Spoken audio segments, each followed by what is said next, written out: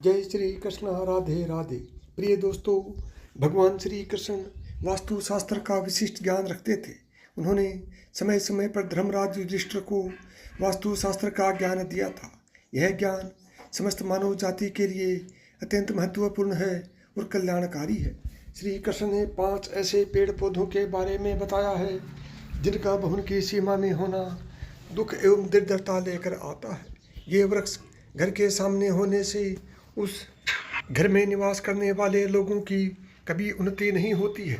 उन्हें हमेशा पराजय और निराशा का ही सामना करना पड़ता है।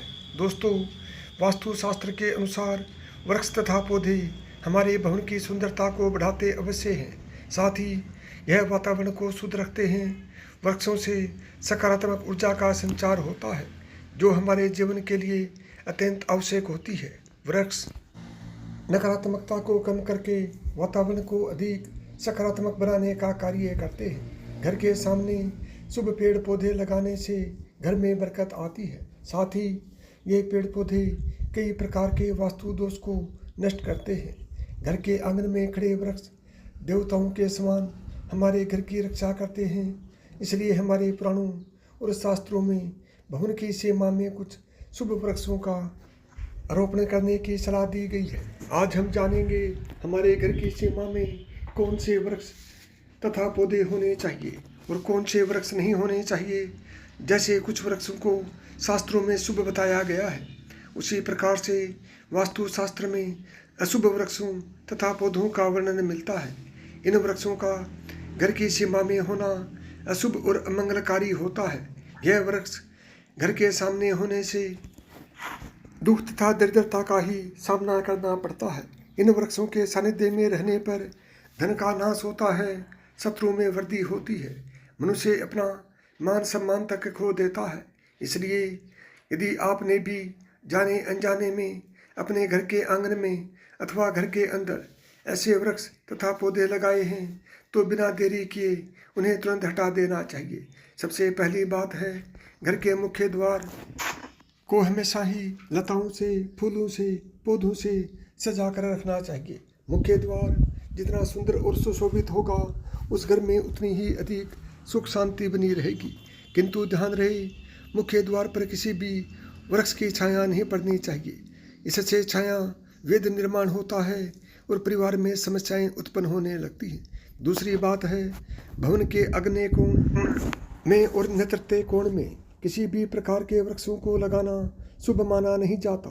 ये वृक्ष जल्दी ही सूख जाते हैं और अशुभ परिणाम प्राप्त होते हैं। तीसरी बात है, घर की उत्तर दिशा में पाम और कनक चंपा का पौधा लगाया जाता है तो धन में वृद्धि होती है।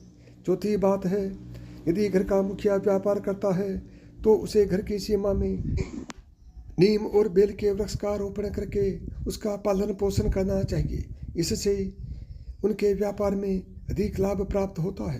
पांचवी बात, भवन के परिसर में कहीं भी ऊपर की तरफ जाने वाली लता बहुत ही शुभ परिणाम देती है, किंतु अगर लता ऊपर से नीचे की तरफ आती है तो अधोगति होती है और दुख भोगने पड़ते हैं। यदि इस स्थान पर कोई मनी प्लांट लगा हुआ हो तो और भी अधिक शुभ फल देते हैं। छठी बात, केले का पेड़ भवन के लिए बहुत ही अधिक शुभ माना जाता है, लेकिन इसे घर के पीछे लगाना चाहिए। यदि इसे घर के सामने लगाना हो तो तुलसी के पौधे के पास लगा सकते हैं। तुलसी के पास केले का पेड़ हो तो धन संपत्ति में अकस्मात ही वृद्धि होती है, क्योंकि केले के पेड़ में भगवान विष्णु निवास करते हैं और तुलसी में माता लक्ष्मी का वास माना जाता है। तो आइए अब जानते हैं कौन से पेड़ पौधे घर में लगाना अशुभ होता है। सबसे पहले बात कर लेते हैं कांटेदार पौधों की। दोस्तों, आपके घर में कभी भी कांटेदार पौधे नहीं लगाने चाहिए, क्योंकि कांटेदार पौधे हमारे वास्तु को प्रभावित तो करते ही हैं, साथ ही इस तरह के पौधे घर के छोटे बच्चों को भी नुकसान पहुंचा सकते हैं। इसलिए घर में कांटेदार पौधे लगाने से हमेशा बचे रहें, क्योंकि इनके कांटे नकारात्मक ऊर्जा उत्पन्न करते हैं। लेकिन फिर भी गुलाब जैसे कांटेदार पौधे लगाए जा सकते हैं, परंतु गुलाब के पौधे को घर की छत पर ही रखें तो बेहतर रहेगा।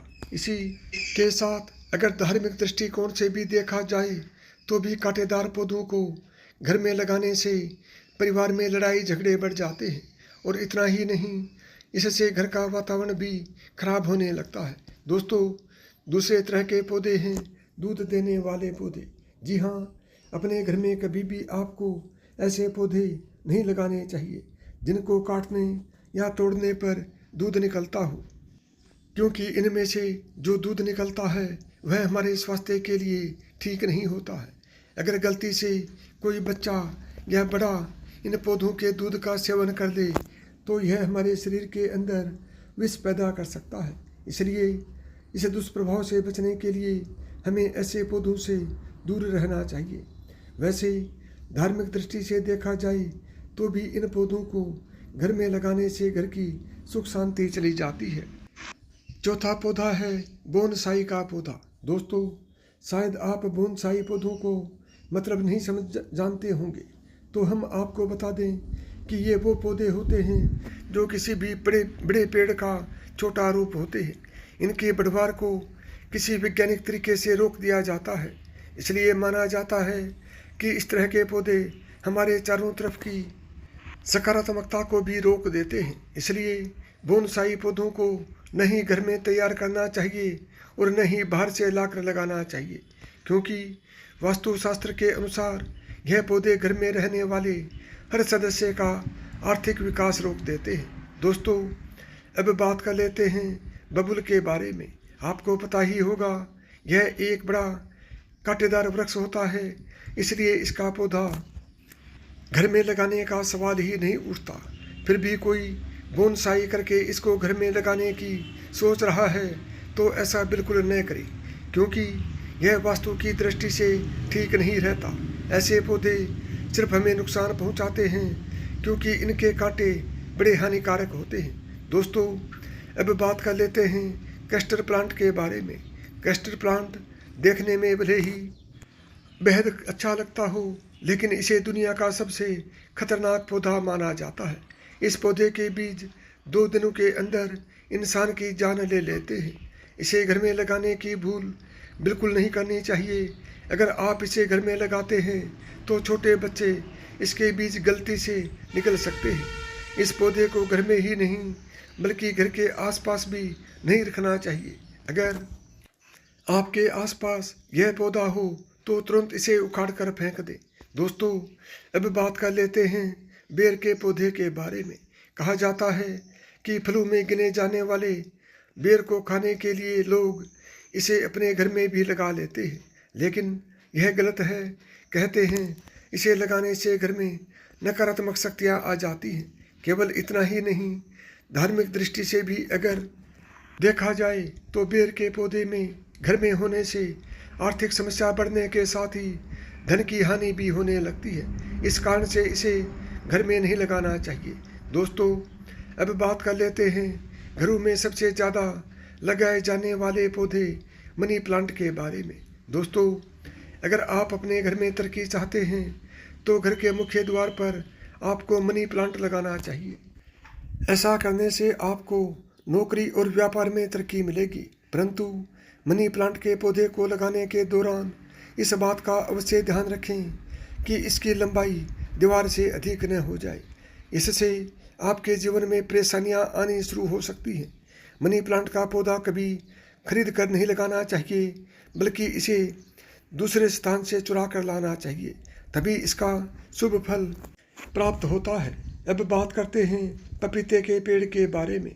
वास्तुशास्त्र के अनुसार घर में कभी भी पपीते का पेड़ नहीं लगाना चाहिए।